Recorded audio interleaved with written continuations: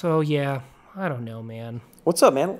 What's wrong? Well, it's just, I was talking to this girl and just, Yeah? it went bad. It went bad. No. Why? Well, we were talking, we were getting along, and then I told her, she asked me what my job was, and I said, well, I'm a rising YouTube star, and she just turned around and left. What? She probably loved that.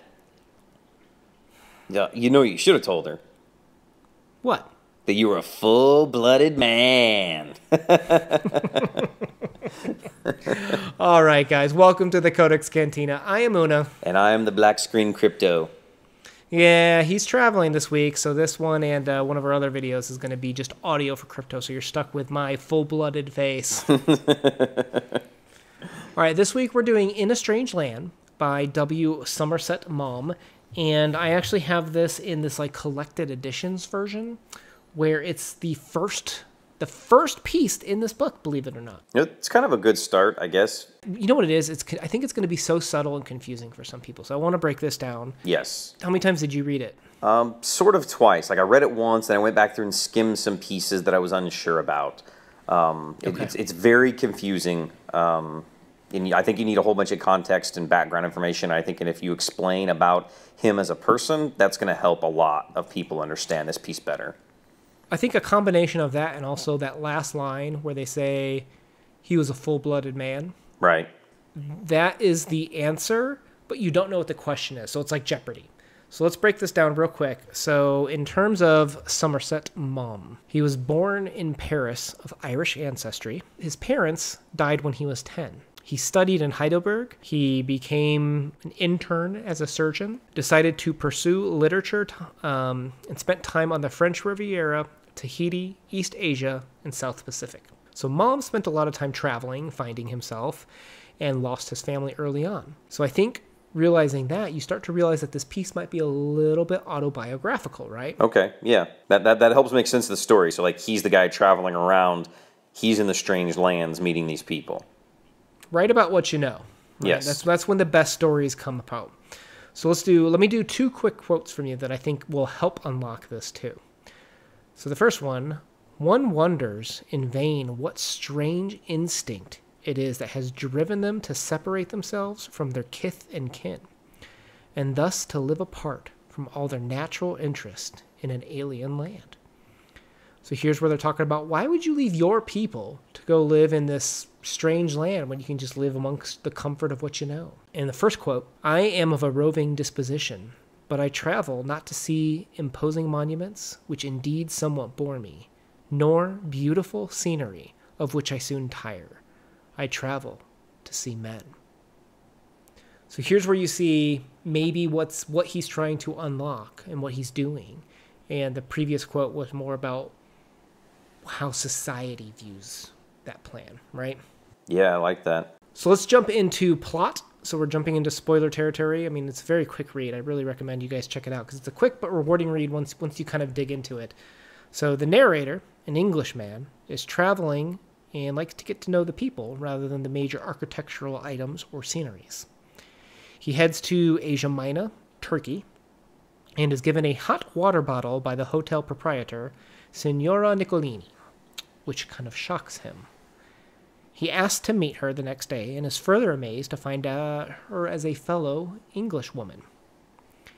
She married the Italian man who previously owned the hotel and introduces him to her two sons. However, the narrator is shocked to learn that the two sons are not blood of hers, yet she carries on in a strange land with strange people around her, and nonetheless the woman loves and cares for all. She says her husband was a full-blooded man. I laugh at it every time. I don't know why. It strikes me so funny. So is it fair to say that this might be a piece that might be a little bit difficult to unlock at first? Yeah, because I think you have to go backwards through the story. I think that's going to be very helpful. Understanding that last line, understanding the author and his background, and then I think breaking the story down backwards is going to be your best bet for grasping what is the purpose. So compare it. So crypto, if I took, do you speak Spanish? Poquito. Okay, so if I take you and I stick you in a Spanish culture, Okay, I move you to an area where they don't know any English. How well do you instantly know their customs, and will you be able to relate to them as people specifically? Very little right in the beginning. I mean, I'm immersed, but I'm going to struggle. Yeah, and I think the way that you're exactly right. You take the way the story is structured, and it's kind of difficult to break out. So let's break it down piece by piece. So the opening is talking about how an English man is traveling. And what he notices is that when he sees other English people, they don't go out of their way to greet him. But when they do, they know how to greet them. So in a barbaric, narrator's quote, in a barbaric land, in a strange land, you have still people that are different than you, that you don't know how they exactly work and you don't know how to relate to them, is basically what he's setting up from a structure perspective. The next part is we learn a little bit about this woman's background, where she met her husband, the Signor Nicolini, and her family did not like him because he was foreigner. Yes. Right? Yes. But she didn't care. She loved him regardless. She left her family back home to stay with this man and open this hotel where, again, they're in a strange land where she knows her customs. Her husband's Italian. They're living in Turkey. And the husband cheats on her, is kind of like the final reveal, with a local Greek woman, and has 2 kids, not even of her blood, and she agrees to raise them as if they were her own, is basically what the plot line is, right? Yeah. But what we see here, why is the author shocked? The author is shocked because when he sees them, he realizes they're not her blood. And then she would still treat him that way, right? Right. He wasn't shocked when she was nice to him. They're Englishmen, right? She's an English woman. She knows that when he goes to bed, apparently he needs a hot water bottle. Yeah, because they're... because you know your people. Yeah. It's the general concept. You know your cultural, you know your themes. Right. And that was what her family, her bloodline, her people, her culture, they were worried for Signora Nicolini to leave her family and to go into a strange land, a barbaric land, as the narrator describes it, where things are different. But she still is, I mean, I would argue she's a strong woman, right? She's pushed on for 15 years after her husband's death, raising these 2 children that aren't hers in a land where she doesn't have family. She doesn't have friends because she doesn't associate with them from a blood perspective. I would argue that what the biggest takeaway from this piece is that this is about learning to love without borders. Yes. And when she says, "Don't judge my husband, he was a full-blooded man," she was saying he's like her. In the same way that he loves without borders, her way of saying that was he was full-blooded. He was all blood. He loved the Greek. He loved her, the English woman. He was Italian himself. They moved to Turkey. I'm not saying she excuses it, but she says he was full-blooded. He was able to love without borders in the same way that she does. And the narrator is this Englishman that's shocked, right? Because he's used to English woman being his people. He's kind of shocked to see her just be so forgiving and so open and being so strong and loving to anyone regardless of their background. Yeah, I think I took away, when I thought about it after a while, and I kind of realized what she was talking about, that he was an understanding person and that he saw beyond the exterior of a person. Have you ever seen that meme online where it says, it has 4 pictures of like blood, and it says, "Will you care whose blood you got if you're dying?" And it's like white blood, black blood, Asian blood, Hispanic blood, and it all looks identical. It's all the same picture. Yeah, no, I haven't seen that meme, no. Yeah, but it's basically like, if you're dying, you don't care whose blood it is, just as long as it helps you to live, that we're all the same on the inside. And that, yeah. and to me, it's those human-made cultural norms that really divide us. And if you can look past those like she did, then it doesn't matter. You can love one another, even though someone is not your blood. We're all of the same blood.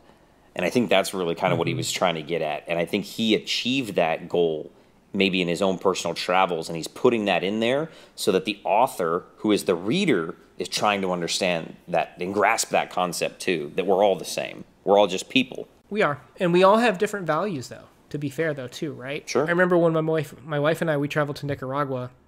It was very interesting because it's an economy based on relationships, not necessarily just on straight money value. If you got to talking and relating to someone and gotten to know, like, they will go out of their way to make sure that you're having a good time and comfortable, as opposed to just a straight, it costs $35 and I will do this transaction for you. It was just much different there because the people are different there. They don't have the same values on time as Americans or Europeans will have on time. You know, buses arrive hours later. We missed a bus even once, and we started talking to some gardeners, and they drove us. Like, they were not like, yeah, hop in. We're headed up that way. We'll take you that way. Just because we were like talking to them and got to know them. And I know even like a tour guide of like a tour we were doing of a volcano when we were out there, he was like, what are you guys doing later tonight? You know, I'm having some people over to watch a boxing match over at the town square. You want to come check it out? Like, it's just very different maybe how people are culturally, but that doesn't mean you can't love them without conditions in the way that the author or the way that this narrator kind of learns in the story. Yeah. So do you think him as an author, do you think that he in his travels was just looking for the best of people? Because I did some research on him, because you said that would help, and I read a little bit about him and his life. Did you know that he was an agnostic? And no, I did not. Yeah, so he didn't believe in God or an afterlife or hell or heaven or anything. And do you think that he was just looking for the best of us in his travels? And I think that the woman is maybe the epitome of that in the story. It could be. You don't become an intern to be a surgeon and then just leave that to travel to try to be a literary artist if you're not searching for something deeper. Yeah, right. He lost his parents when he was 10, so he's much like the woman in this story, where he lost his family, his kith and his kin, right?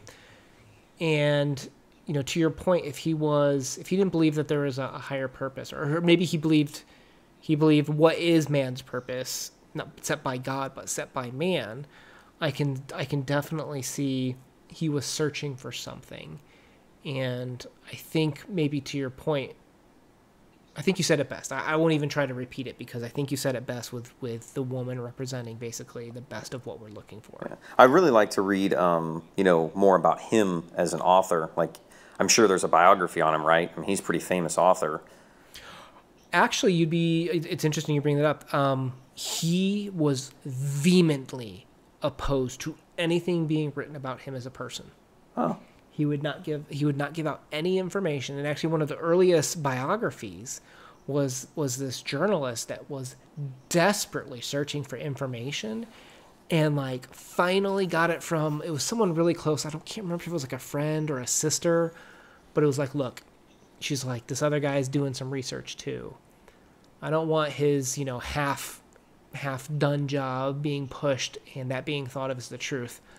I'll give you the real scoop. And she ended up giving him a lot of information for him to write this biography. But it was pulling teeth, man. Like, this was a guy that specifically did not want this information being let out, which is really fascinating. Like that you bring that up. Yeah. Well, I was saying when I was reading about him, it was saying like he was one of like the most well-known, well-established authors and stuff, and we always mention other authors influencing other authors, and I was just like, wow, this guy said this was important and this is important and this is important, and he's referenced in other books, and like Stephen King has said how important he was, and Hemingway said how important he was, and all these other people have just mentioned him. So I think you mean the literary artist that we do not name.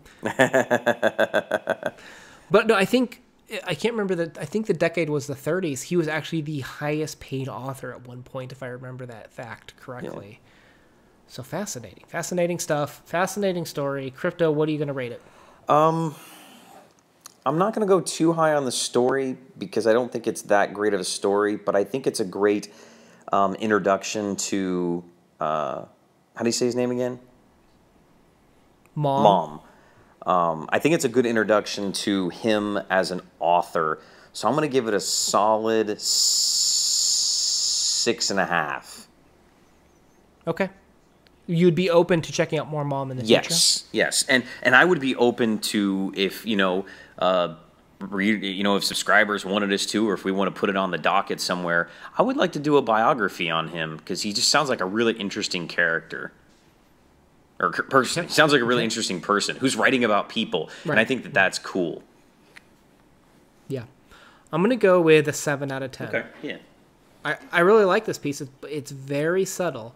And that's my understanding is that's just his writing technique. So I think it'll be interesting to pull out a couple more short stories maybe from his works. Okay. I'm thinking January. I want to do a short story month, where I want to see if we can find the best short story where you think it's even better than Harrison Bergeron, like as your numero uno. I want to see if we can replace your numero uno. Well, there's one that I think he won his primary award for. I think it's called The Magician. I think that's his most famous one, so we'll definitely have to check that out and see if it's the go-to. So I'm going to jam-pack January to see if we can get the short story. All right, well, we'll read 10 mom stories. All right, guys, thanks for checking things out. We do literary reviews every Monday and Thursday, and we do a third video every week, but it's going to be surprised what day it is. So if you enjoyed talking about books and learning and talking more deeply about the things that we read, please consider hitting the subscribe button. Yeah, and come back and so you can see my pretty face next time. All right, peace out, guys.